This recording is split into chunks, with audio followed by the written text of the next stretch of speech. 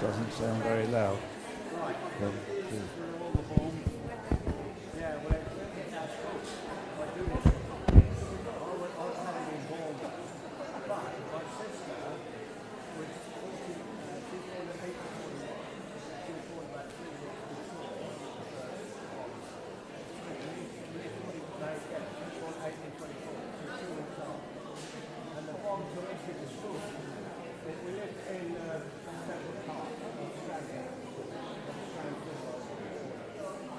I'm not taking my clothes off today.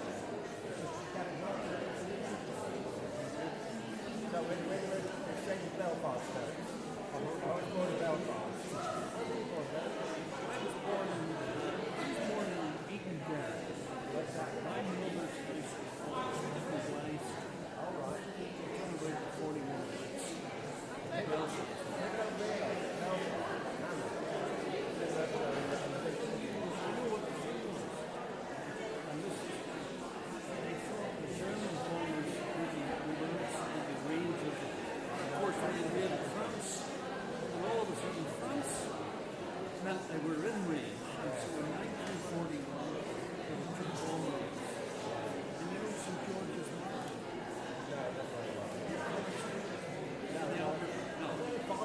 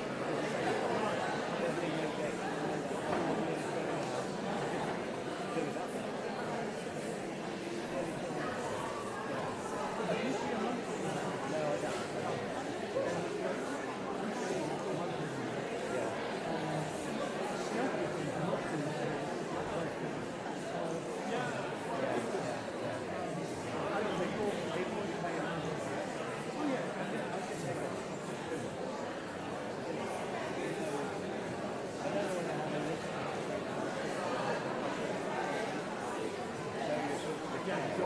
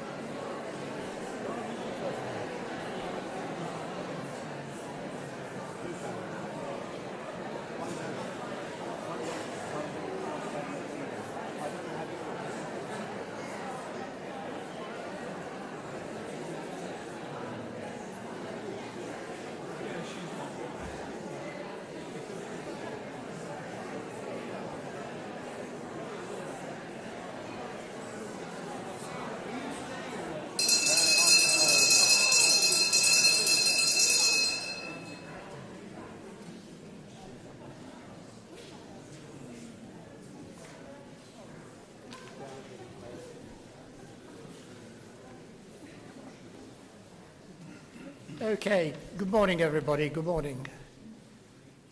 Can you hear me at the back okay? You can hear all right? Good, thank you very much indeed. First of all, a very good morning to you. I hope it's going to be a lovely day today. It's forecast to be nice and sunny, so I hope that turns out to be the case. I'm keeping announcements quite short today because our speaker is going to be a little bit longer than usual, but I've just got 3 announcements to make. The first is the tickets for the spring celebration on the 13th of May are available for sale. £5 at the back here from Melanie and Wendy. Melanie informs me that we've booked an ice cream van as well for the occasion. Ooh, ooh, ooh, ooh. So you'll all be enjoying your raspberry ripples and what have you. Okay, second thing to mention is just something about groups. As you know, we don't have a groups coordinator, but we have had a volunteer, Barbara, who's going to look after the board today. So if there's anybody who wants to talk about groups, membership of groups, or forming a group, please come on up during the coffee break and have a word with Barbara about any of the things that you might be interested in. That would be really helpful for us. And if I could say to all conveners who are here, I look forward to seeing you later this month in some of the induction sessions that we've got set up for beacon training. So any conveners, look forward to seeing you then. And also it will be the opportunity for me to hear about any issues that there are about the groups which exist at the moment. We are not going to have the annual conveners meeting, but that will be an opportunity for me to hear back on any problems, opportunities that there may be. Stu's going to talk a little bit further about a big event which he's going to plan in relation to creating new groups, and he'll come on and talk about that in a moment. And then finally, just one very brief point from me. I mentioned to you last time about U3A matters. If there's anybody who doesn't want U3A matters, if there's any, if you get 2 in a household or anything like that, do let me know, because we are charged for all the U3A matters which are sent out to members. We're very happy for you to have them. You should have them. It's very important. But if you do have a duplication or you decide you don't want to have it, let me know, and then we can make arrangements to reduce our order to U3A nationally. Okay, that's all I've got to say, but I know there are a few things to say, starting with Marion, I think.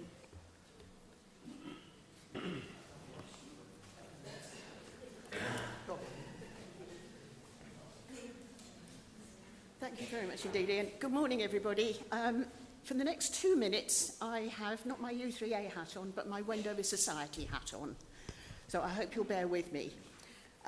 You've probably seen from the latest edition of the Wendover News that Buckinghamshire Council is in the throes of developing its new local plan.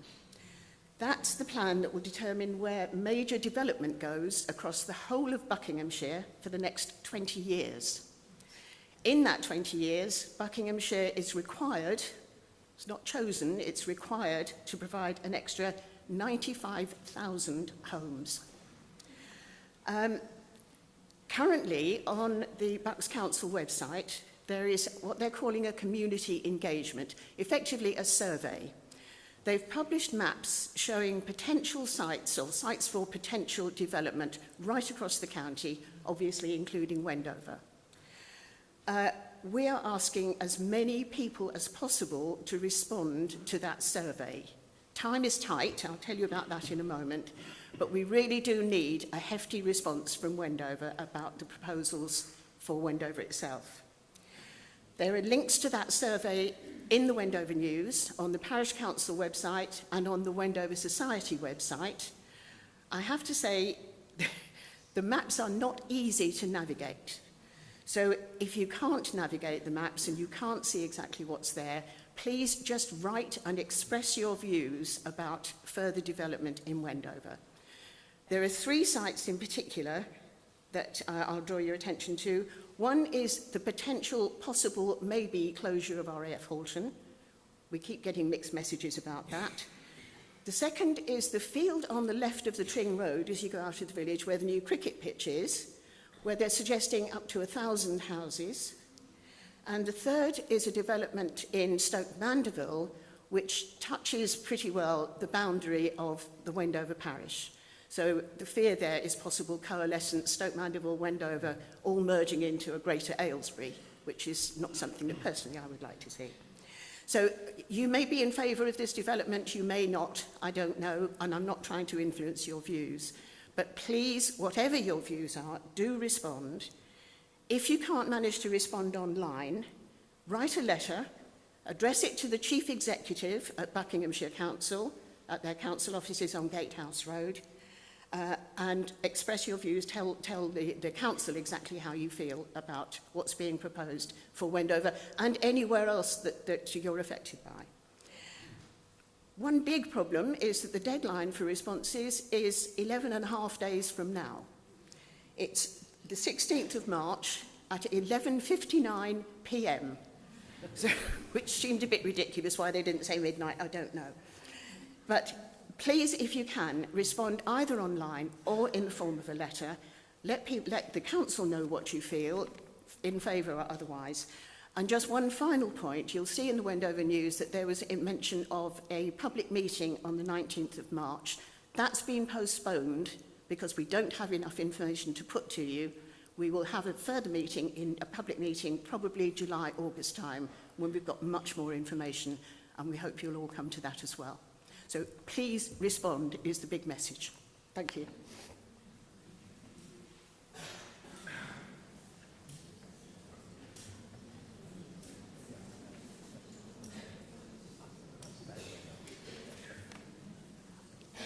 Good morning, everybody. I'm here to announce the formation of a new group, Social Bridge. Now, we've already had a couple of meetings and we've agreed a plan. We're going to meet fortnightly, Monday afternoons between 2 and 4. And I'm pleased to say the Shoulder of Mutton have agreed to host us. Now, that's got 3 nice advantages. 1, there's plenty of car parking. 2, it's free. And 3, we're sitting in the area where the coffees are, so that's a nice spot to have a half-time break. Now, currently we have 13 members on the list, and we're very happy to accommodate as many more as wants to come. There is a joining fee of £3. I'll use that to pay for some of the equipment that the U3A has helped sponsor.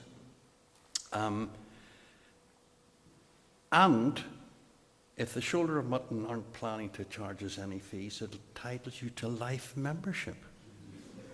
I know, exciting, and good value. There's one caveat, that's non-refundable, okay? So the next get-together is Monday the 9th, Shoulder of Mutton. You're very welcome to come along, and remember, it's social. That's the theme, Social Bridge. Okay? Happy enough? Great. Thank you.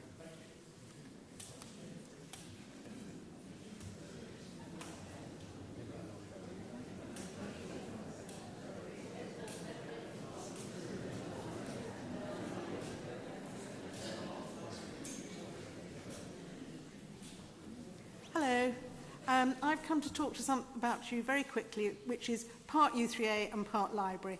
2 or 3 months ago, I came and asked if any of you would be willing to volunteer for the repair cafe, which will be opening at the end of this month.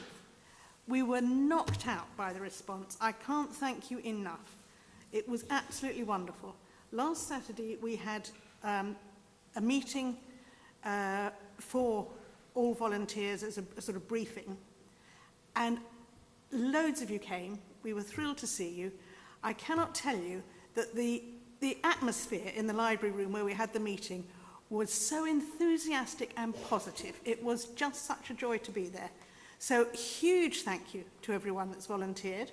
And if you haven't and you've got anything that needs repairing, do come along from 9:30 to 12, Saturday the 28th of March. At the moment we can do small textiles, small woodworking, small electricals, small mechanicals, and hopefully someone who will be able to sharpen garden tools, secateurs, shears, things like that. And it's, we don't charge, but there will be a donation box. You get a free cup of tea and a biscuit while you're waiting, and all the proceeds from it go to Friends of Wendover Library, which is a registered charity. But I just wanted to come and thank you because the response from you was just wonderful. Thank you very much.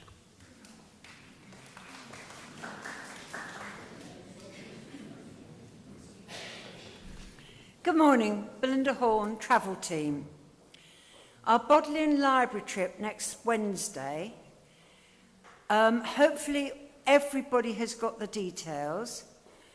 I'm still waiting for some next of kin forms back, please, which I was expecting from you all today. Please, could you email me them? It's now become, on the risk assessment from the Third Age Trust, that the convener has to have a list of all the people on the visit, their next of kin. I can't trust you anymore to bring your little badge. I'm not allowed to. So please, can you help me conform to their regulations? Thank you. The one thing I would like to draw your attention to, it's bus stop J, which is Queen's Lane. I wrote it down as Queen's Road. Queen's Lane is the bus stop you need to get off at, having got on the bus from Thornhill Park and Ride. There are still some tickets left for Thursford on Monday the 30th of November. The cost is £87. If you've not been to Thursford, because I don't want to go into it a lot of detail, it's a great Christmas spectacular. It's held up in Norfolk. It's a day trip. We will be leaving at 7:30 in the morning. We will be back by 9:30, and you'll enjoy every minute of it, because you'll snooze in the coach. I have got one possible ticket for Trooping of the Colour still available. If anybody can tell me who, unless somebody knows who David Graham is. I've bought him a ticket and I've no idea who he is. When I went to fill in the names, I thought, well, he's not a U3A member, so I tried the person above on the list. I said, have you put somebody else down from another U3A? I don't know him, he said. So, nobody knows David Graham? Right. There's one ticket left for Trooping the Colour, which we have paid for. There are some more tickets available, but they're not quite as good as the ones we've got. So if anybody does want to come, and they're more than one person, we can still get them tickets. Can I just remind you people coming to Harrogate in Yorkshire for the holiday, you will need to pay next month, but I will send you an email about it. And for the strollers, the menu is now on the table for the White Lion at Wadston. Thank you.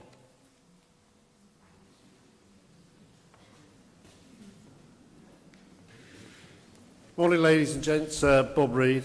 Just a quick highlight, really. We've managed to negotiate with Thames Valley Police for the 28th of April for somebody to come along and talk to us about scams and those sort of issues that affect everyone, sort of emails or contacts you get by phone. And he's going to highlight all the sort of scams that are current and ongoing.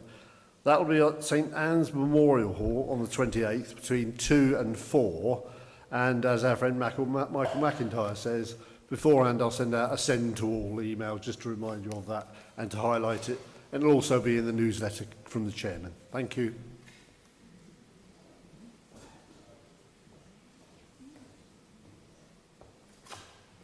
Good morning, everyone. Stuart Robinson. Currently, we have 61 groups operating in the U3A. 32 of those are full up, leaving 29 open. Now, a lot of certainly new people and existing members are quite put off the U3A because of this lack of groups or the lack of spaces on groups.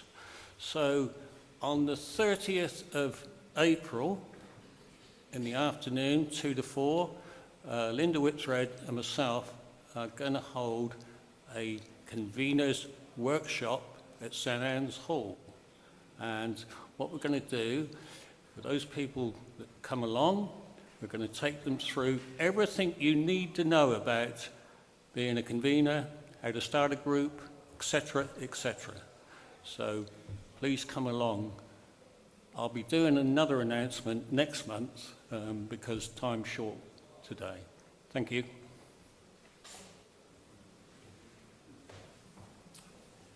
Okay, thank you all very much indeed, and thank you for keeping it short because our speaker's going to be a little bit longer than usual today. So let's try and reconvene if we can. Shall we say 20 to 11? 20 to 11. Okay, so that's 25 minutes for coffee. Thank you very much indeed. Look forward to seeing you later.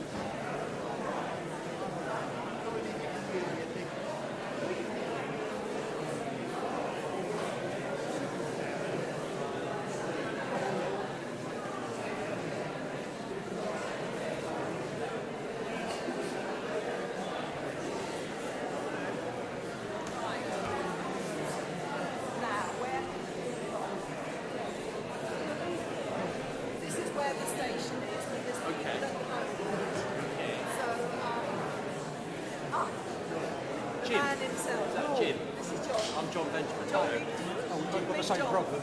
Nice to meet you. Right, I'm just going to get him a coffee. Okay, all right. How are you? All right, thank you. Yes. Good, smashing. Can we just let this queue go down a little bit? Yes. And then I'll get your PowerPoint. Yeah, absolutely.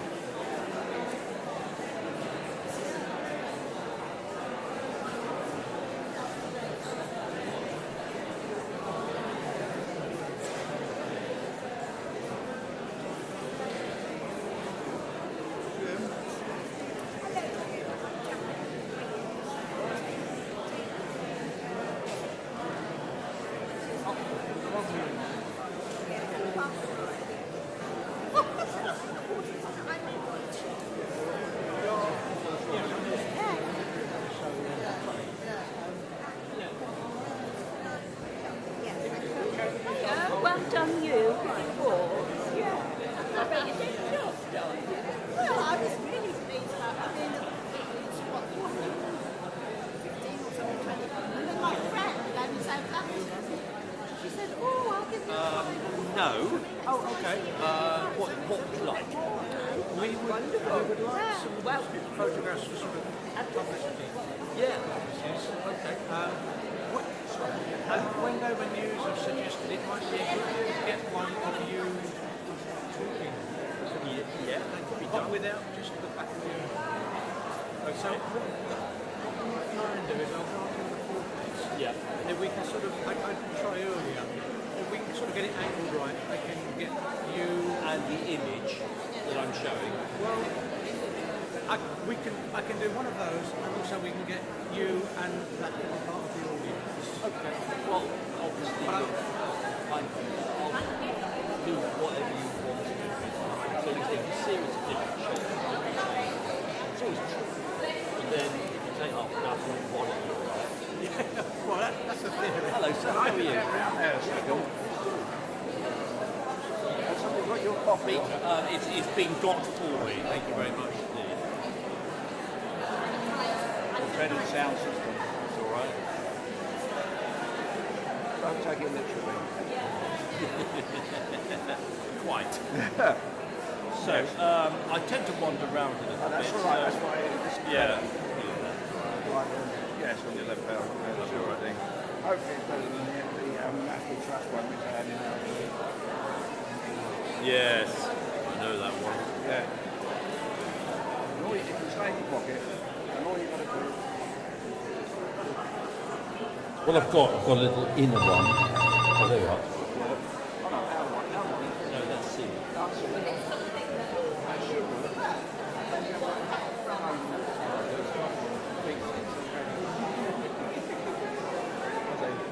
React sometimes.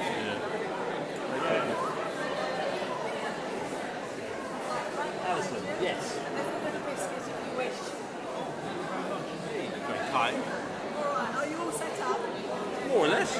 No, I haven't quite got there yet. We're getting there. And they adjust the sound level down the back there, so that's fine. So Yeah. turn it on, leave it in your pocket, and away I'll go. Done and dusted. Done and dusted. Right.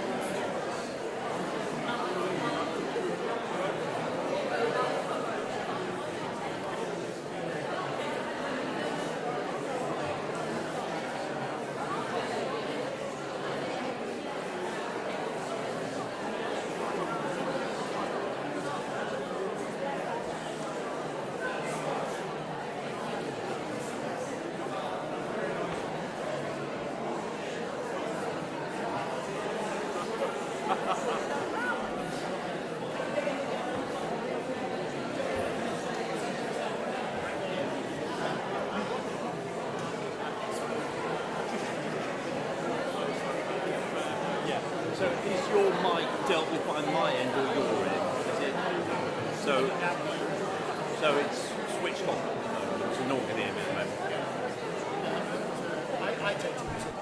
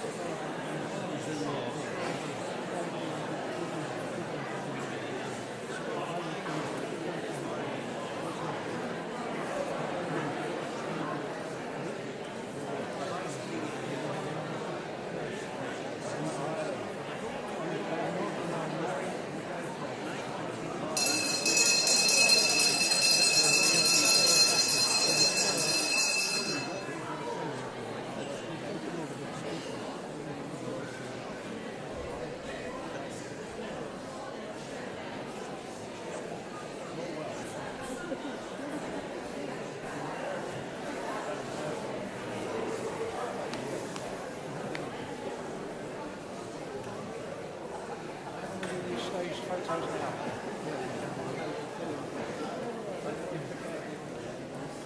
Take whatever you want to. He knows you're going to do it. Just take what you have to do. Well, ones from out there I can just walk around later. Take one perhaps as we introduce.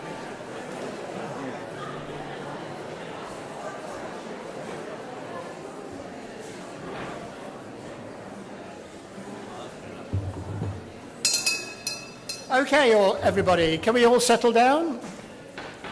Okay, at the back. Thank you.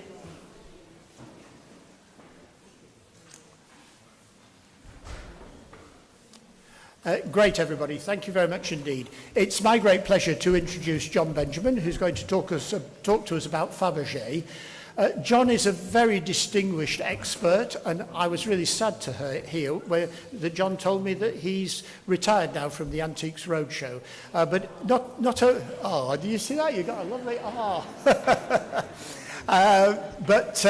I love listening to John talking about jewellery issues, and also I was looking on his website. It's a very distinguished career and very many accolades attached to John.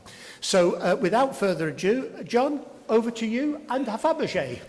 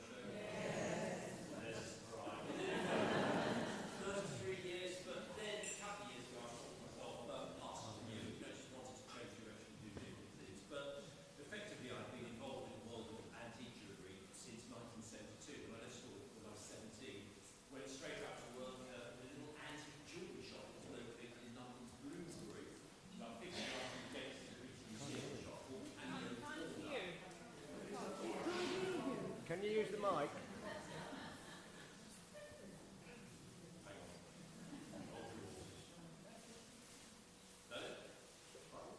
Is that it? Is that okay? So how much of that I was saying did you hear? Nothing at all? Okay. Left school, 17, went straight out to work in an antique jewellery shop in Bloomsbury near the British Museum called Cameo Corner. And that really was the start of my career in antique jewellery. And there is a difference for those of us who are in the world of jewellery. Most people obviously work in the sort of modern retail sector that you might expect to see a jeweller, you know, like in the old days, Hester Clark in Aylesbury, or of course you go down Bond Street and all the big shops down Bond Street. But my world has always really been antique jewellery. And part of that, of course, has been, you know, Fabergé. And it's been a very desirable companion through my professional career.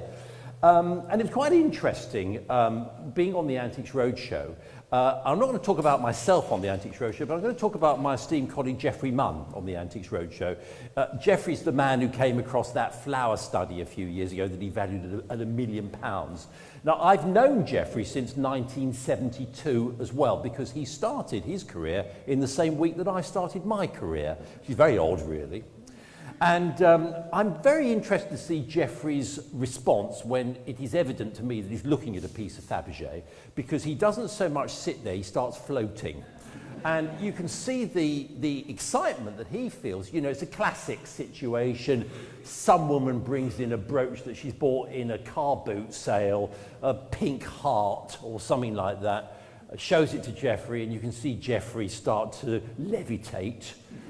He'll say, well, did you look at the little marks on the back? Oh, it's a thought it had some marks, had no idea what they were. Oh, well, this little mark here is maybe the number, I don't know, 56, which is the Russian equivalent of 14 karat gold. And that little mark there, do you see that? It's got a little head of a woman in profile. That's the so-called Kokoshnik mark. And we're all being led down a pathway by Geoffrey, incidentally.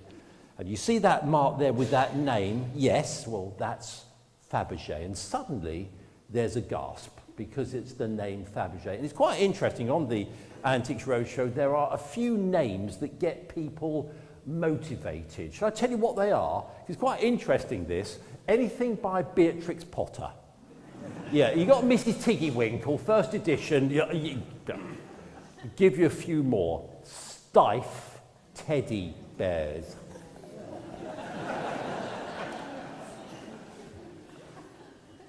L.S. Lowry. And of course, Peter Carl Fabergé. Now, why do we get so incredibly exercised about Fabergé? Why should it be that a goldsmith who was active, you know, let's say around about 125 years ago, we get so worked up? Well, I'll tell you why Geoffrey gets so excited by that pink heart or whatever it is that he's looking at. It's because not only is it a very beautifully made piece of jewellery, but also it seems to encapsulate the whole history of Russia before the revolution. You know, Tsar Nicholas II. If you're thinking about that, you think about the ghastly, you know, end of Tsar Nicholas II and his family. You think about his son who had the terrible disease haemophilia, you know, all that. And then by that, you think about the only person who could seem to actually, you know, stop the bleeding if the boy were to start bleeding was Gregory Rasputin. And all of that is tied up in that little pink heart. So I think that is why Fabergé is so visceral. That is why when we had the first exhibition of Fabergé in 1977 at the V&A, they queued for a mile down the block to go and see it. So Fabergé is potent. Fabergé does this to people. So in my presentation I'm going to be giving you today, we're going to be looking at some of the eggs, because I can't give a talk on Fabergé without talking about the eggs. But we're also going to be looking a little bit about how his life and the Tsar, Nicholas II, also were all part of one big kind of story and package. Okay? Are we ready to go? Good. Right. Okay. So I'm going to start off with this, which is an unusual thing to start off with, but I want you to know that Fabergé made all these objects. Well, let's have some stats. The total number of objects that Fabergé made was about 150,000. Quite a lot. In other words, do you think that Fabergé made these objects? No, he didn't. He had teams of craftsmen working for him. So he put his name on the object, but he didn't make the object. Now, he may have been involved with the design of the objects, particularly those items that were made for the Russian imperial family, but most of the objects were made by other people working for him. Have a look at that. That is one of around about 50 little figurines that were made using materials that were always Russian. He never went outside of the Russian Empire, if you will, to make the objects. So this uses various Russian hard stones. I'm going to tell you what they are. These are yellow chalcedony, these leggings. These are black volcanic glass. These are various jaspers. But what I want you to notice is have a look at the humour of the thing. Do you not agree it has a lot of personality? You know, do you not agree that he's drunk? Because he is, isn't he? I want you to particularly notice the red tunic, because it's made out of a type of man-made glass, not entirely different from Murano glass, if you like, and this was called purpurine. Now you're going to hear that word again through this talk, purpurine. But the thing about this is the inimitable humour of the piece. I want you to notice, if you haven't already done so, have a look at the hands, because they're too big, aren't they? They're almost like paws, aren't they? So what he's doing is creating a caricature, and he's accentuating it, he's reinforcing the caricature nature by these rather bulbous looking sapphire eyes, because if you look carefully at the face, you can see he is drunk. You know, it's looking into the middle distance with like glassy eyes, isn't it? And that's reinforced, of course, by the little cap at a rakish angle. So in other words, what you're doing, you're taking a series of stone and glass, you're carving them, sticking them together. Oh, I say sticking. He didn't use Bostik, Fabergé. It was all very cleverly put together, seamlessly, perfectly, to create an object like this that's amusing, because the fact is you would like to own that because it's lovely, it's fun, it's interesting. And there are a series of these 50 carvings, all sorts of what you might call ordinary everyday people, like the local postman, you know, a Cossack, you know, all sorts of local people, if you will. And in case you want to buy one of these, because I know this is Wendover, we've all got the money for this in Wendover, haven't we? If you want to buy, we haven't got it in Western Turville, I can tell you that. But if you want to buy something like that, the last one of these was traded at 9 million. And as we go on, hear that gasp, as we go on, we're going to be talking about the big issue with Fabergé, which is the money, because it's the money. Okay. All right, so that gives you a little bit of a flavour. Now, who was this chap? Peter Carl Fabergé. All right. Peter Carl Fabergé was born in the year 1846 in St. Petersburg. His father was a jeweller, goldsmith, called Gustave Fabergé. Now, forgive me, Fabergé doesn't sound Russian, does it? French Huguenot. French Huguenot. Let me just go to that. This name Fabergé, and this is it. This is actually the satin lid of one of the boxes that would have been used to contain, you know, whatever it might have been that's been sold, I don't know, a pencil or a pair of cufflinks or an egg. The boxes themselves that were housing the objects are very valuable these days. They were all carved out of a type of Russian wood, Karelian birch, palisander, and the most common wood was called Hollywood, which is a pale coffee cream brown coloured shiny wood. But the inside of the boxes were often lined in cream velvet, and the lid would have this satin sort of lining. And I want to ask you all, because you all speak Russian here, don't you? Of course you do.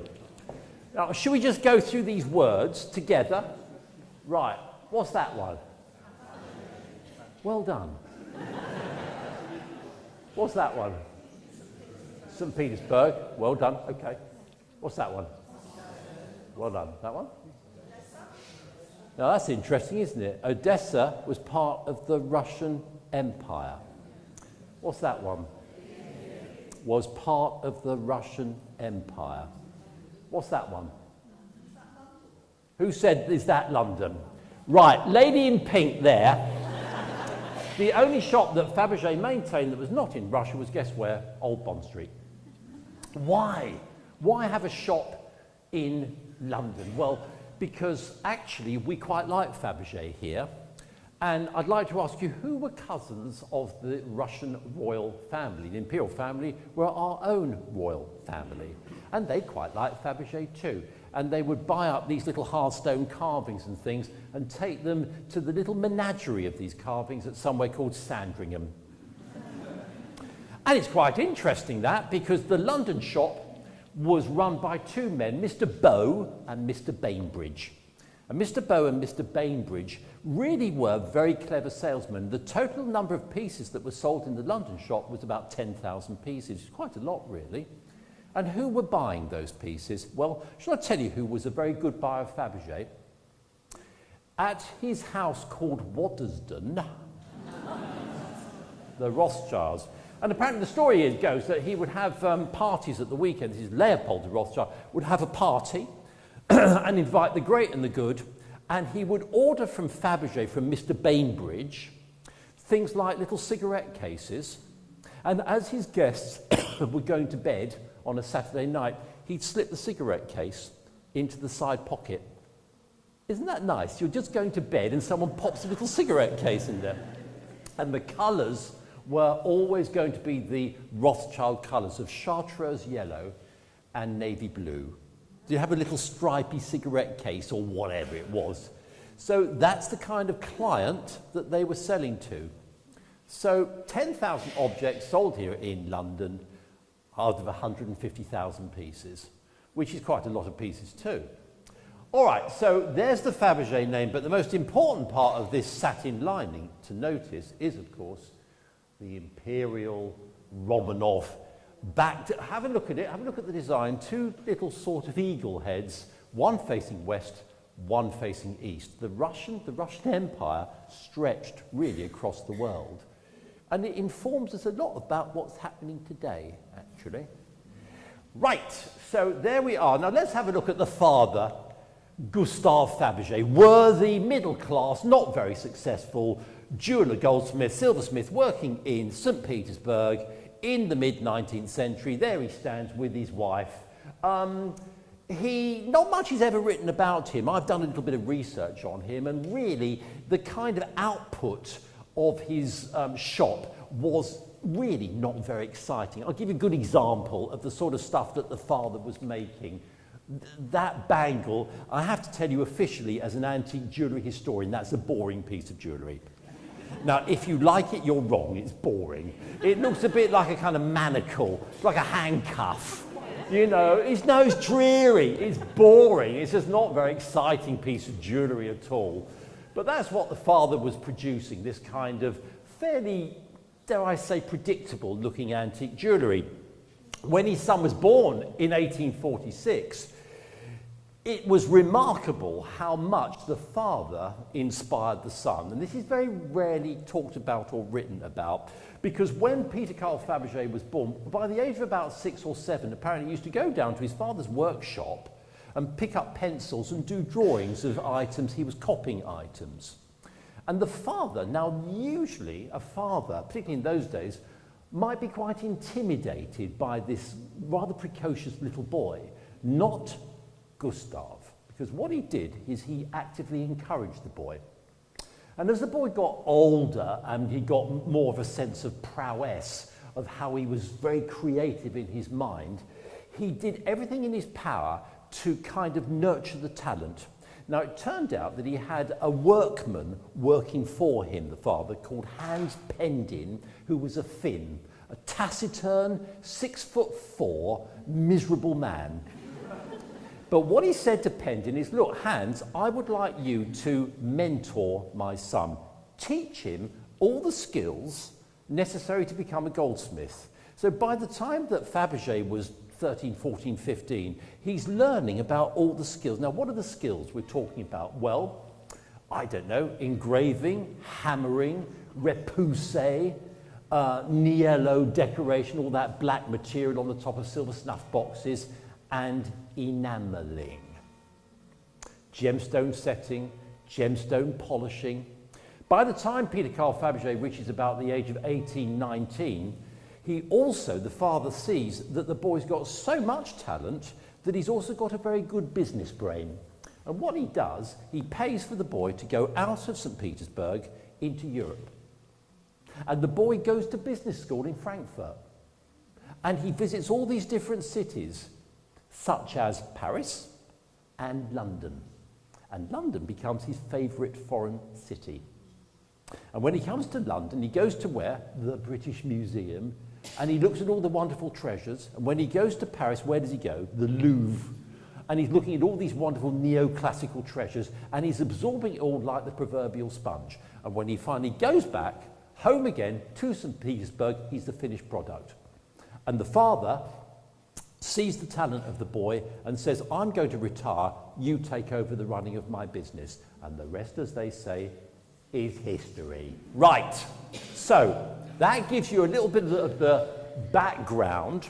You see, Fabergé the father started off with one shop in St. Petersburg, but Fabergé starts to be successful and he opens up little sort of satellite branches in Kiev and, of course, in Odessa.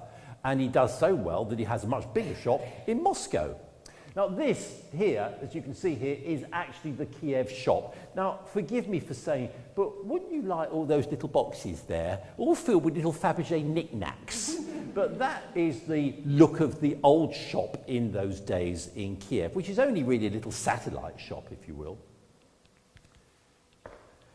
So how does he become as successful as he does? Why, what is it that makes Fabergé unique? Well, what he does, he introduces business practices that, quite honestly, had never been seen before and, have to be honest, have never really been seen since. He identifies various craftsmen who he makes almost like captains of their team. Now, this is what is called the so-called workmaster. This is the chap at the end there who's responsible for his team of craftsmen. Now, it looks very busy, doesn't it? And the reason that they are so busy is because, quite honestly, the business is getting so much bigger and they're getting commissions from left, right and centre, not only in Russia, but from Europe and even the Far East. I mean, what's going on here? It's all about quality control. Here's an interesting stat for you. Did you know that if an object had been made by one of these craftsmen and it had been put into the shop window and it wasn't sold within 1 calendar year, it was withdrawn from stock and melted down? Which is one hell of a stat when you think about it. It's all about quality control. The workmaster is responsible for the quality of the product. And on every Monday morning, all the workmasters from about 12 different teams would meet Fabergé, sitting round a round table, and they'd look at the objects, and it came under Fabergé's exacting eye. And if the object wasn't quite up to standard, it was simply withdrawn and smashed up. So it's all about having the very top grade. And that's one of the reasons why, when you look at Fabergé, as I do, under a lens, if I see any imperfection, I know it's a fake. Because every bit of Fabergé has to be absolutely perfect. Now, when you look at this crew working for the workmaster, and each team is responsible, let's say, for, I don't know, making the silver, doing the cardstone carvings, another one might do flower studies. You see what I mean? They've all got their own particular responsibilities. What immediately strikes you is to notice the age of some of these crafts. Now, this one here, I would call him, what, 14, 15? This boy here, forgive me, 8? Now, Fabergé said, if the young man working for me can do the job just as effectively as someone twice his age, I'll employ him. And he pays very well. And the chances are that his family, that boy, is probably the principal breadwinner, sending all the money back home to the family on the Russian steppes. So he incentivizes the staff. If, for instance, the team does very well and they sell quite a lot of objects, what Fabergé introduced was something called a profit-sharing scheme. So if the team does well, give them a share of the profit. Now, forgive me for asking, how many companies do that today? So this is innovative in a way that, you know, you see, this is Russia, 1880s, 1890s. I mean, get your head round that one. All right, so let's just now have a look at the behind-the-scenes shop. This is actually the St. Petersburg shop, the main shop. And this is quite a good photograph because it shows you various of the management working behind the scenes. You've got, well, I want to make one very important point to you. Fabergé was a shameless plagiarist of different people's work. When you look at Fabergé, actually it doesn't look Russian, it looks French. It looks kind of neoclassical. It's all these little birds and swags and ribbons and dilly-dilly-da on Fabergé. In fact, he wasn't making it for the Russian market, he was making it for the French market. And that's why so much Fabergé is quite Louis XV in its appearance. This shows you here, let's just work round the back. Can you see here there's a kind of a wall cabinet here loaded down with these little, almost looking like, look, there's a giraffe and animals like birds, eagles, whatnot. These are the so-called maquettes. What is a maquette? A maquette is the precursor to the real object being made in stone. These are wax maquettes. So you'd make an eagle in wax, and that would be the precursor to making the object in a Russian hard stone, like, I don't know, lapis lazuli, rhodonite, rhodochrosite, one of these Russian stones. Now, allow your eye, if I would ask you to wander through these open glass windows here. Can you see something here that looks remarkably like a chessboard? Can you see that? Can you all see that? Now, I want to show you what that is, because what it is enamelled plaques. Now, this is what you and I know. If we go to B&Q in Aylesbury, This is what is known as a paint swatch. And what you would do, you would go to the St. Petersburg shop and you would say, I would like to buy a cigarette case. And you would be shown all these plaques and you would choose which colour you wanted. And how did they know that the customer had asked for, I don't know, that one as against that one? Well, because on the back of each of these plaques is a number. And exactly like you would go to, I don't know, B&Q, so Farrow and Ball, and then you'd pick out your own specific colour. And it's, these days they've got names, haven't they? Like, I don't know, rancid milk or whatever they call it. But in those days it would be simply numbered. And enamel is the main aspect, the main medium that we use on Fabergé. All these enamel things that we see, enamel. Now, what does enamel cost? It costs nothing. It's a few kopecks. It's powdered glass. So what Fabergé is doing is using a material that costs him absolutely nothing. Do you see what we're doing here? We're using very clever business marketing. Enamel is powdered glass. And you can see, let me just come back to the, to the plaques here.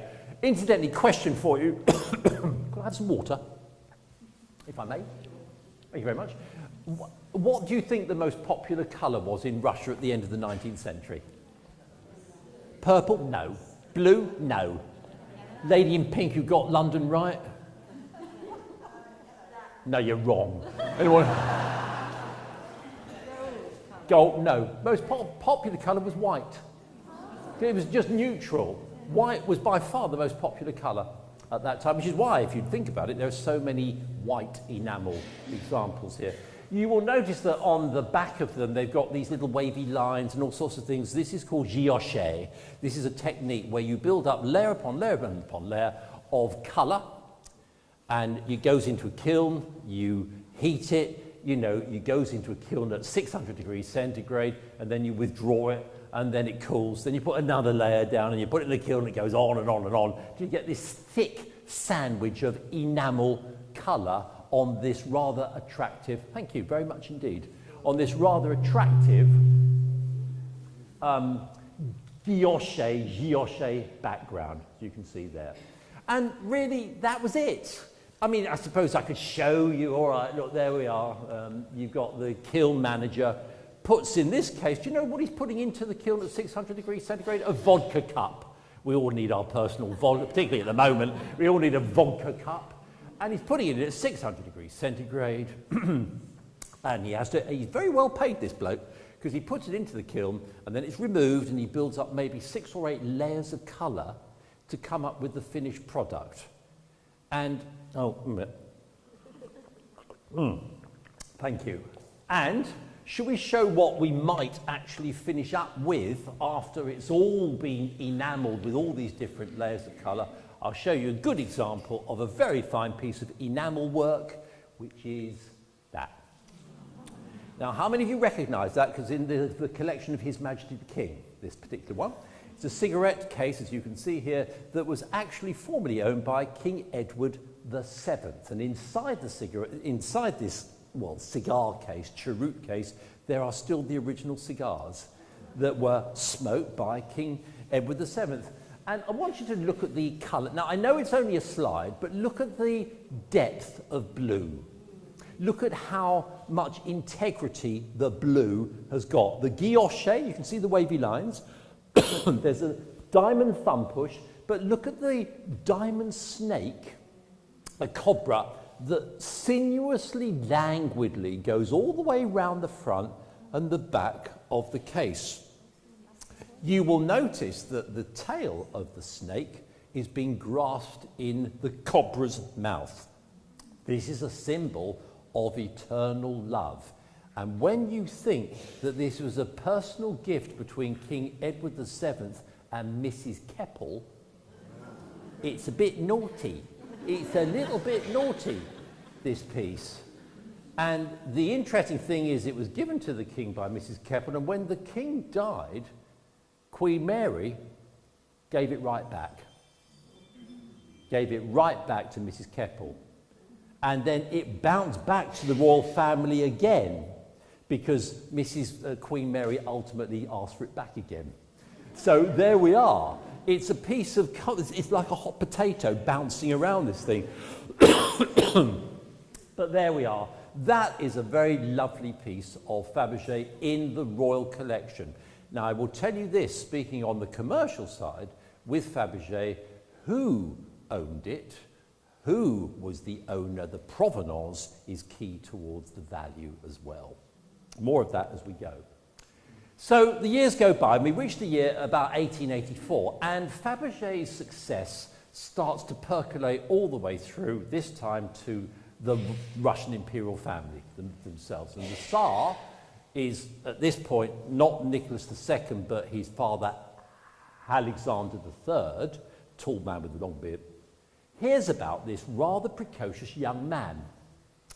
And he hears about him, how? Because apparently Fabergé, again, clever, puts out a general proclamation to members of the nobility, give up your jewellery and anything you don't want, and I will remodel it for you free of charge. Isn't that clever? Because, of course, everyone thinks, yeah, I don't wear that tiara anymore. I have it all remodeled, you see. And that's what he does. So everyone starts queuing up and starts patronising Fabergé. The Tsar hears about it, summons Fabergé and says, look, I hear that you are a creator. I would like you to create something a bit different for me. So Fabergé goes away, comes back 6 months later, and presents the Tsar with an egg. This egg. And the Tsar apparently looked at it with a certain amount of disdain and said, right, an egg. Yes, sire, it is an egg, but I would like you to have a close look at it, because you can see in the middle, you've got like a kind of a seam going round it. And he said, if you would like to twist it on a bayonet fitting, it will fall into two distinct halves, and I think, sir, you may be amused by the contents. So that is what the Tsar does. He twists it, and it falls into two halves, and it reveals what is known as the very first surprise.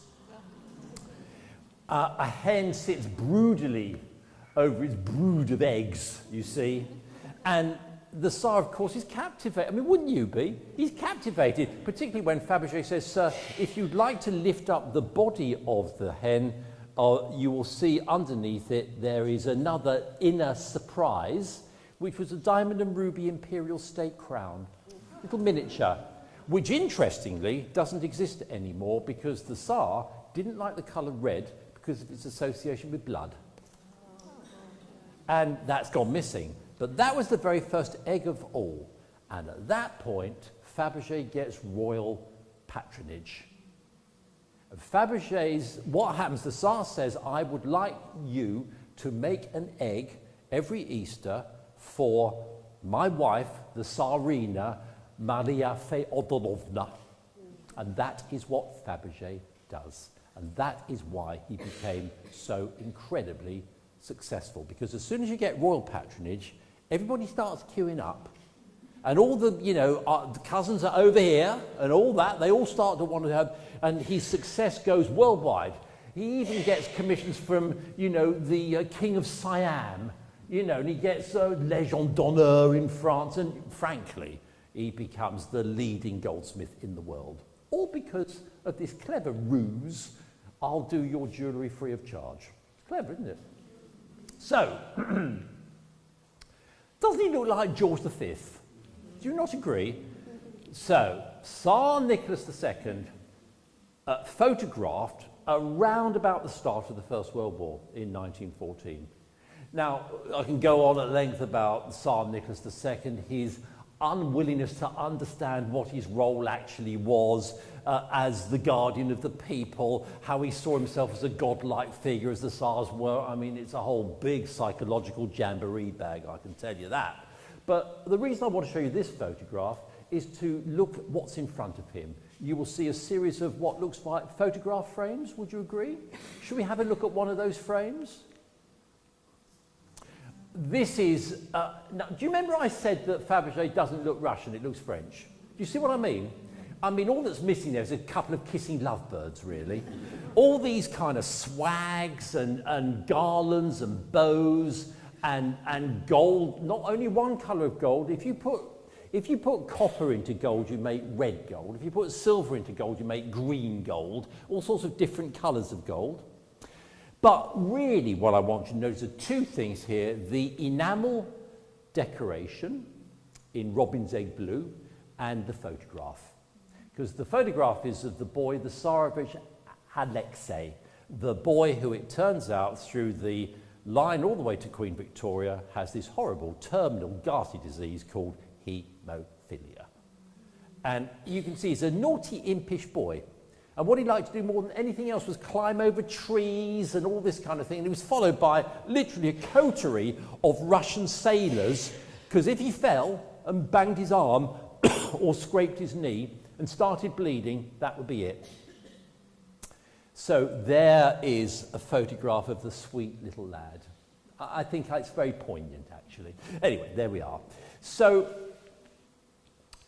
on the frame, and this is what Geoffrey and I look for, if we ever did the road show and I had a bit of Fabergé, this, of course, is what you're looking for, the name Fabergé. That's very important because that is almost like a little unique number that if you go to the trade books that Fabergé produced, you look up 2702, that will be the object. So it's almost an identification mark, a serial number, if you will. That shows you the workmaster's mark, upside down here, of Michael Perkin, who was probably his main workmaster. And on the right, you have what's called the Kokoshnik head. Now, 72, what does that mean? If you divide that by 4, it gives you the British hallmarking standard, 18 carat. So Russian stamps are 4 times, if you like, our own. 56 is 14 carat gold. Incidentally, in Russia, they didn't have anything nasty like 9 carat in those days. So,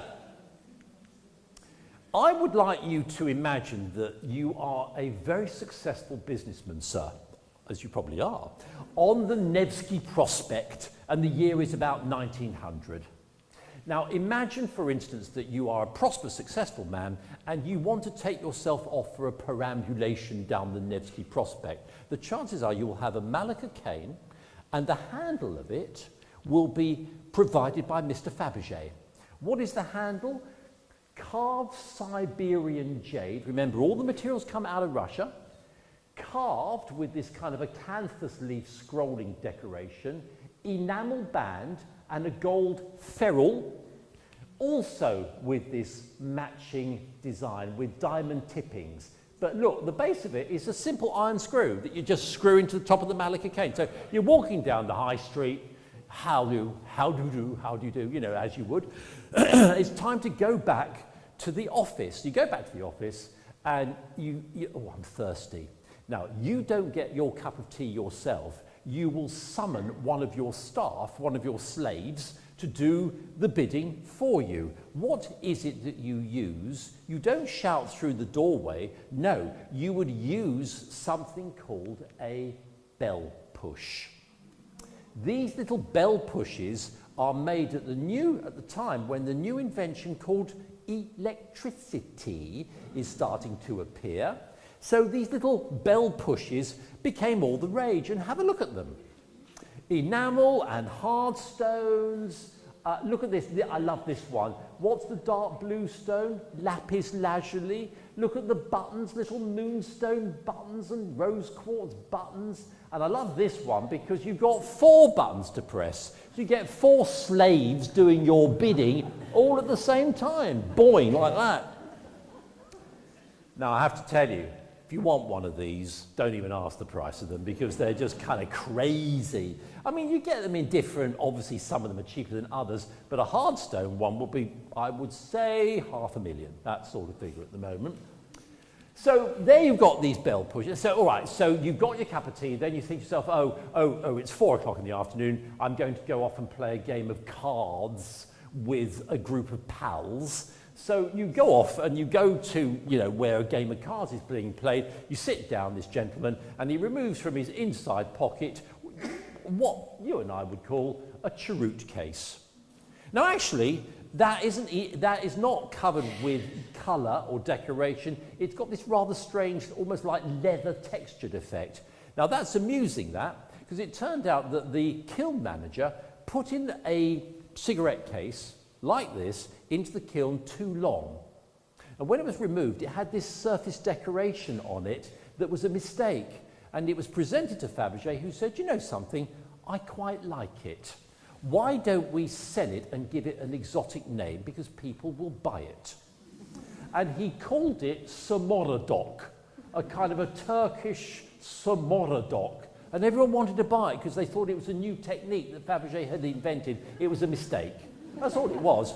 Clever marketing. Now, the reason I want to show you this, because this is fun, this is a cheroot case, but you'll notice it's got all these little buttons here. They are sapphires polished en cabochon in the round.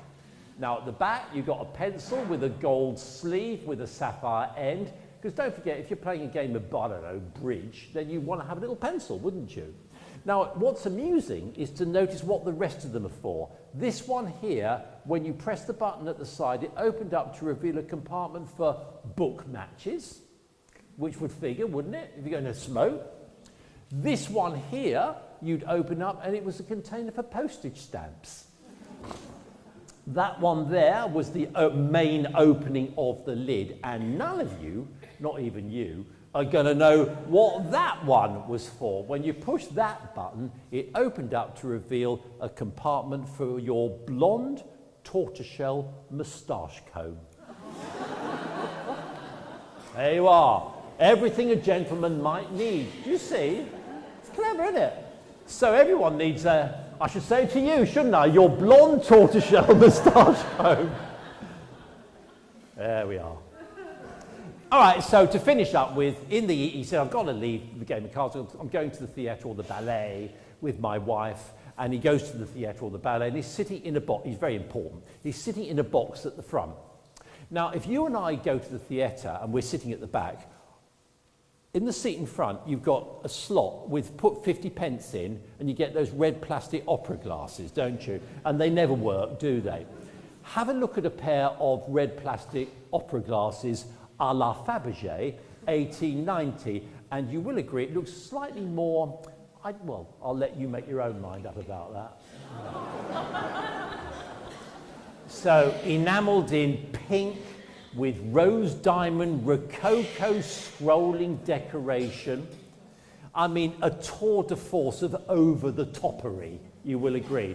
But if you think about it, he's sitting in the box with his wife, and she's using these opera glasses. What's she doing? She's marketing the product for Fabergé. Because everyone's looking at her, and they want to be like her. Do you see? And it's so clever. So those, and of course, you know, in the interval, it's very hot, they've got no air conditioning. What would you use to keep yourself cool? A fan, where Fabergé's taken an 18th century French fan, and he's removed the struts at the end, and he's put his own enamel and diamond struts that match the pink of the opera glasses.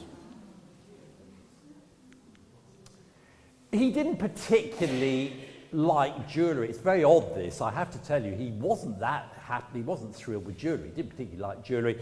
And he's doing what I used to do when I was in a former life. I was a valuer. I was never a dealer. I never bought and sold jewellery, but I was a valuer for the insurance companies. I'd go around and value people's jewellery at their houses. That's what I did.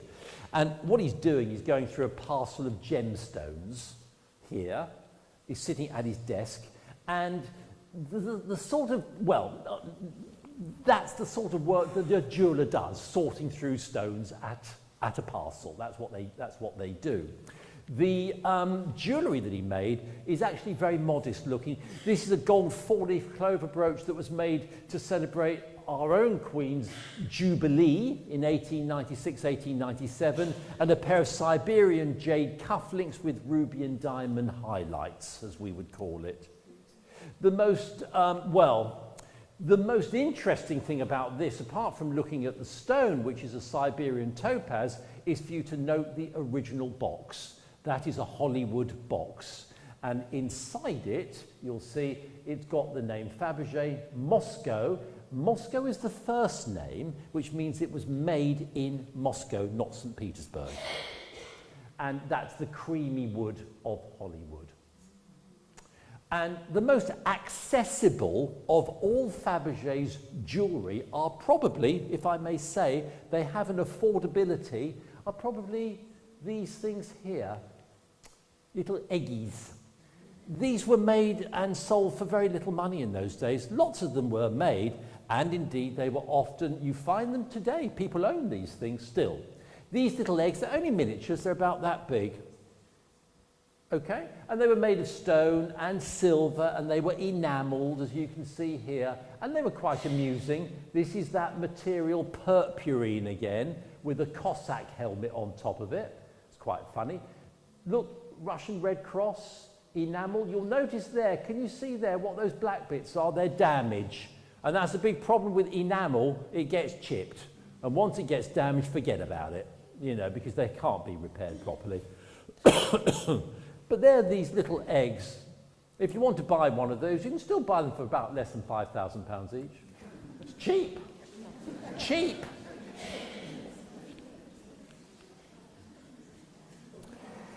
However, Fabergé's greatest success was to turn production away from making objects of function to making what were known as objets of fantasy. In other words, objects with no blooming use whatsoever. Do you need your own personal miniature watering can? Of Siberian jade, an enamel handle, and the little rose at the end here. Can you see the little holes there? Diamond tippings. I mean, it's lovely. You think to yourself, but do you really need this? It does have a use, because this was actually sold for one purpose, to sprinkle salt onto your scrambled eggs in the morning. Yeah. Let's have a little look at a few more of these things. This is in the collection of His Majesty the King, the little French nécessaire desk for postage stamps. Completely useless, really. How long would it take? A long time to make that. Look at the enamel decor, how complex it is. You know, yeah, I mean, well, need I say more? I think we all know what it is. And I thought to myself, well, what could I show you which was absolutely the most useless thing that I could think of as I was coming here today to Wendover U3A? And I thought, well, I know, it'll be a personal B-day. And the B-day here, enamel gold. Excuse me, don't laugh. That's what it is. It's a little B-day, but look at the riot of neoclassical sort of motifs, trumpets and la-di-diddly-da all over it, bows and arrows. It does have a use, because if you look carefully, you can see that the lid flips open there. You've got a little lip, and there would be an inner compartment for mustard. There you are. Now, there's a serious point to this. If you're a Russian starving peasant and you've got your nose pressed to the window of Fabergé's shop and you see, I don't know, Count Felix Yusupov buying a piece of nonsense like this, was it any wonder a revolution was bound to happen? Of all of the objets of fantasy that Fabergé made, the flower studies are, in my opinion, the most beautiful. A spray of lily of the valley in what looks like a little globular pot of water. It's not a pot of water, it's a solid globe of rock crystal that's been etched and drilled to look like water. I mean, isn't it, you would like that. It's just beautiful. I mean, you know, look at the lily of the valley, you've got that little leaf. How it survived, God only knows, because it was bought in a car boot sale, this one. A gold stem, pearl buds, lily of the valley, rose diamond tips. I'm going to show you three more, this time from the collection of His Majesty the King, and I want you to appreciate just how beautiful these things actually are. Look at those. See?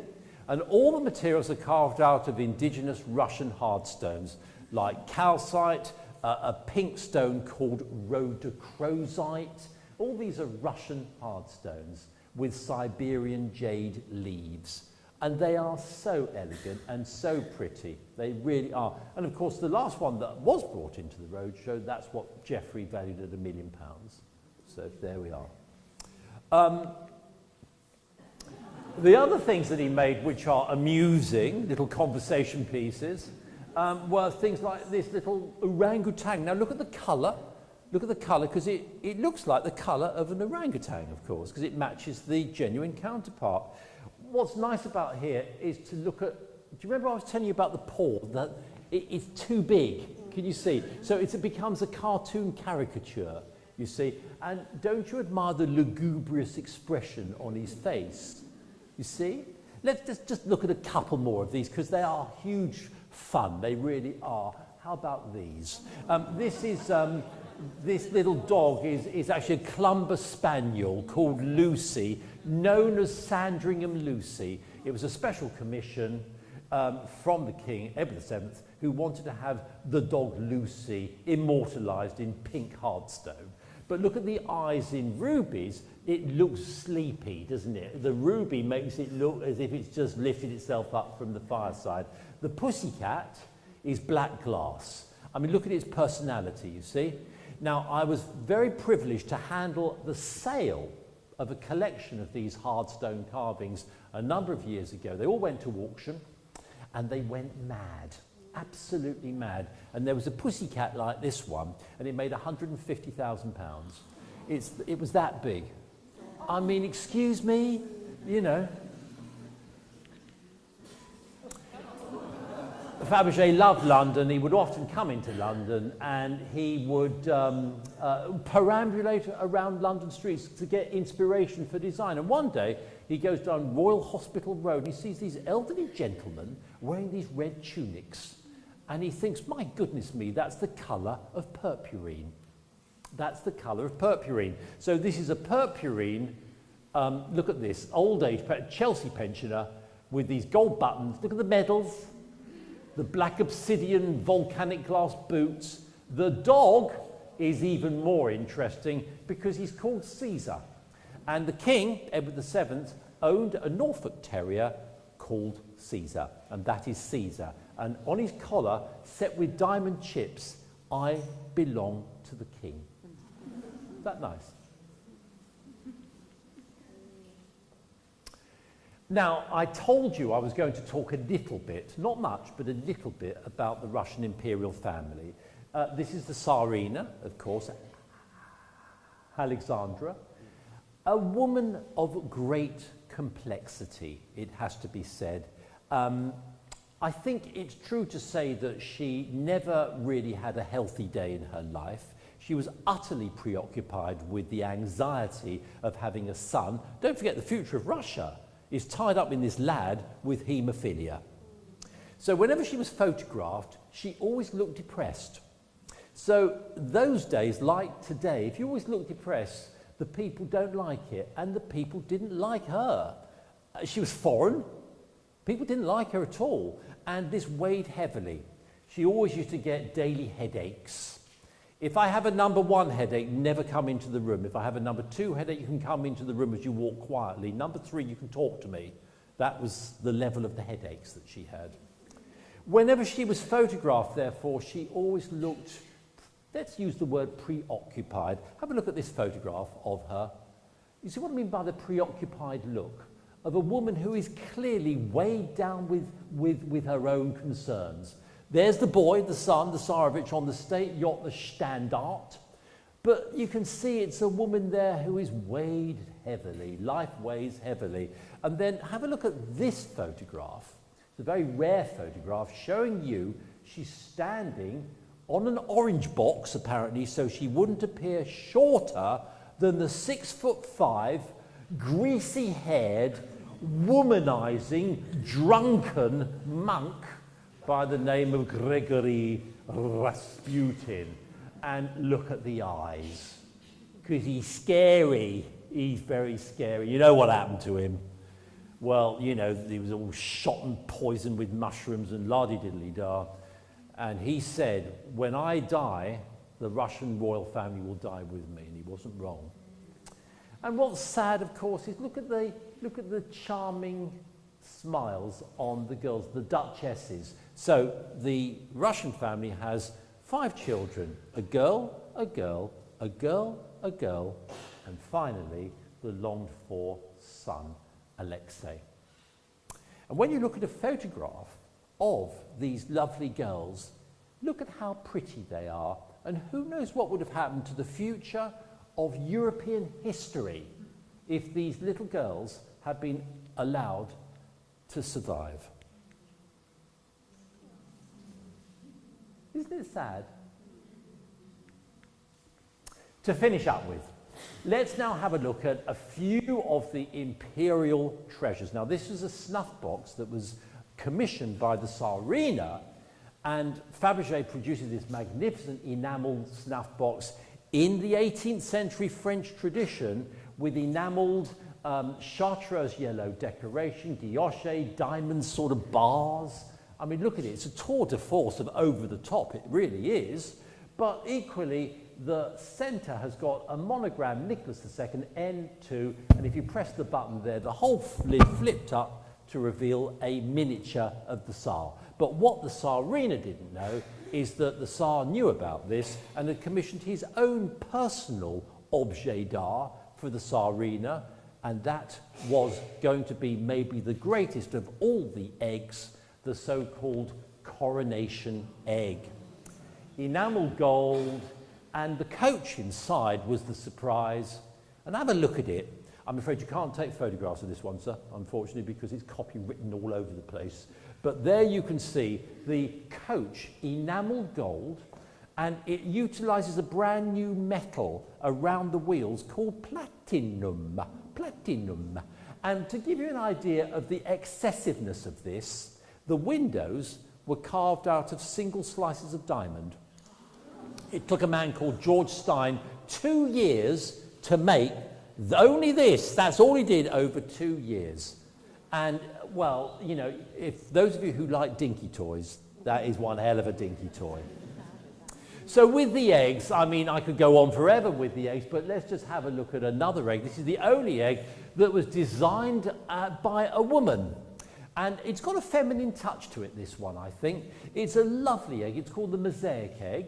And it looks a little bit like, almost like a tennis racket, where all the stones fill in the holes. Emeralds, rubies, topazes, and sapphires and diamonds in these little tiny holes. It's really lovely. And the surprise is a little easel with enamelled profiles of the 5 children. And the colour pink was only used once in this one single object. Why? Because it matched the colour of Madame de Pompadour's Sèvres porcelain tea service. These eggs found their way, of course, into other people's collection. This is Mrs. Marjorie Merriweather Post sitting in her salon. And, you know, all of us might have, you know, stuff we buy on holiday, you know, glass clown from Rimini or something like that. Well, her little cabinets, as you can see, is filled with the kind of knickknacks that she might have wanted to collect. You've got all sorts of things like an icon here, cameos from Naples. And have a look at that. Can you see there on the top shelf, looking a teeny bit self-conscious, standing by itself? And here's the rub. There's a very fine dividing line between good taste and bad taste. Because you may not agree with me, I think that's horrible. And it needs to be said, some of these things, let's not put them on too big a pedestal, some of these things. It's pretty over the top, that piece. The last egg but one is known as the Red Cross egg, and the thing you need to notice about that is how much more pared down it is, how simple it is. Enamel. Now, the Tsarina was patron of the Russian Red Cross, and there you can see a rather dutiful cross. Why is it so dutiful? Because we're into the First World War now. And this is the last egg but one, and it's got a series of enamel miniatures, almost like a sort of 5-section triptych, if you will, with the Tsarina and members of the family here, various cousins and whatnot. Oh, let me just come back to that one. You can see there all these designs, but it's much more simplistic. You had a little flash of what the last egg is, and the last egg is horrible. No, it is horrible. And when you look at it, you understand why it is so horrible, because all those lovely delicate mosaics and enamel and pretty and, dare I say, degree of pointlessness. But have a look at the last egg. And it is horrible. It's a gunmetal egg sitting on a black jade base on artillery shells. And in many ways, that very neatly sums up the end, doesn't it? And it sums up the end for Fabergé, because what happens is, of course, the Bolsheviks take over the workshops. Fabergé is lucky to escape with his life. He gets out of Russia on a passport that's been masqueraded for him by the British legation. And he just gets out by the skin of his teeth, and he becomes a white Russian émigré, drifting round Europe aimlessly. And it's very, very sad, because let me show you the last photograph that was ever taken of our hero. And would you not agree, that is a man who's lost everything. He's lost a lot of weight, and he's looking in the middle distance with a sense of what was and now no longer is. And do you know what's really sad about it? Look at the pocket handkerchief folded like a rabbit. You see? Well, what happens is this. He really becomes a kind of a cultural nomad. He goes around Europe, he goes and visits all his old haunts, but he's gone. He's lost it all. And at the end of his life, because he dies in September 1920, at the end of his life, he was staying in the Hotel Bellevue in Lausanne, and that is indeed where he ultimately died, in Lausanne, of all places, in 1920. And he was buried, and you're never going to guess where his tomb is. Unless you know this, you'd never guess it. It's in Cannes. It's in Cannes, which is odd when you think about it. Well, all right, let's finish up because we must close. There is a problem that Geoffrey and I, and anyone who knows a bit about Fabergé, is all too aware of. You see, in the world of Fabergé, ladies and gentlemen, people suffer from a terrible terminal disease called wishful thinking. And naughty people know about this wishful thinking, and they create objects that look like Fabergé, but aren't Fabergé. And here's the problem. Now that looks like, if you don't know much about it, you think, oh, isn't that a wonderful Russian paper knife? It's smothered in maker's marks. All the main Fabergé marks are all over it, but it's not right. It's horrible. The green and the pink don't go.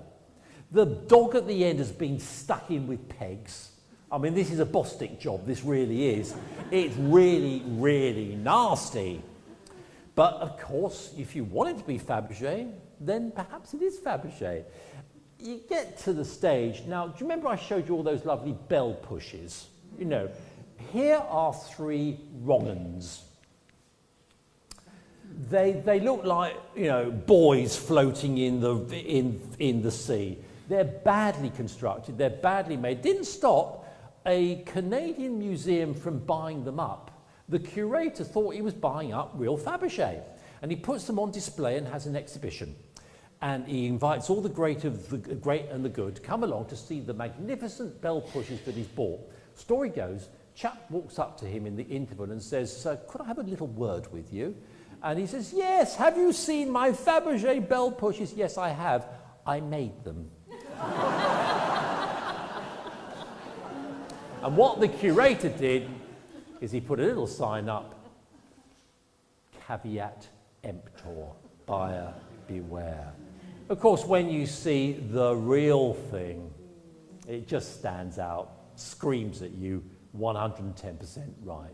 So, ladies and gentlemen, I do hope you've enjoyed this little tour. Thank you very much.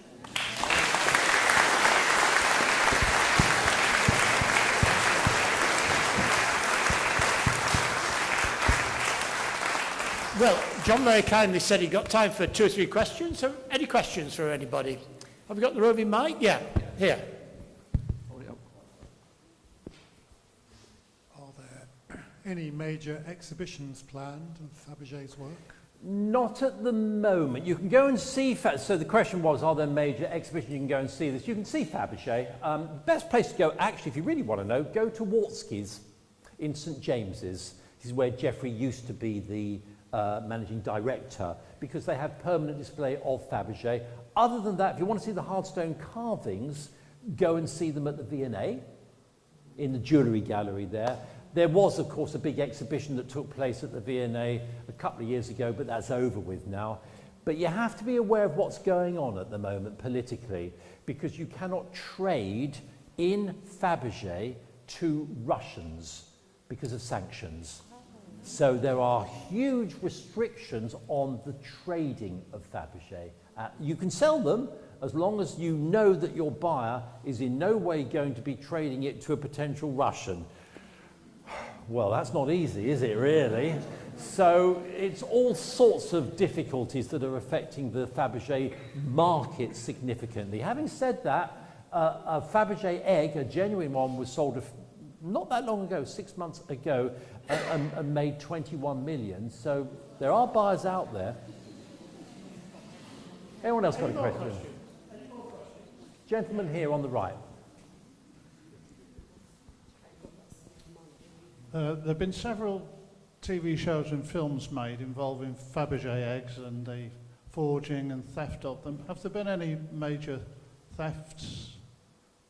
I can't actually remember any being in the news. There has been a story of an egg in the past couple of weeks, curiously, but I don't know much about the storyline because apparently a value was put on of £200,000, which can't be a real value for a Fabergé egg. So the answer is, look, there are always stories because it's, as much as you talk about Fabergé, there's always going to be intrigue and skullduggery going on at the same time because it's the perfect fertile ground for stories like this. Nothing too specific at the moment. Incidentally, talk about the value of eggs. There was an egg that appeared a few years ago at auction and it was bought by someone for scrap. It was sold in America and nobody knew what it was. And it was bought by someone for scrap value. And then they did some homework on it and found it was one of the very first Fabergé genuine eggs. So they do appear, they can appear. Something to bear in mind. Maybe not at our local antique centre, but they can appear. I think I read that the one that was stolen, the chap stole a bat, which is what he was after, and found the egg inside it. Found the egg inside it. Yeah, I'm not sure what the story is actually, but yeah, there's stories abound. Anyone else got a question before we close? Anyone at all? Okay, thanks everybody. Thank you.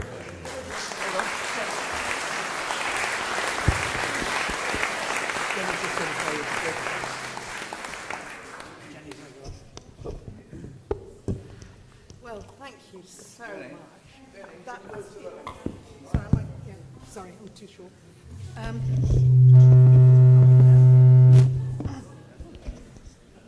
Just as well, it's not a Fabergé egg. Huge thank you. We've learnt enormous amounts, but we've learnt it having huge amounts of fun at the same time because you've been terrific.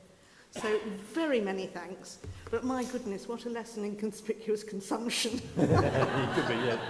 But hugely entertaining. We've loved every minute. Thank you so much. Thank you, everybody. Thank you so much.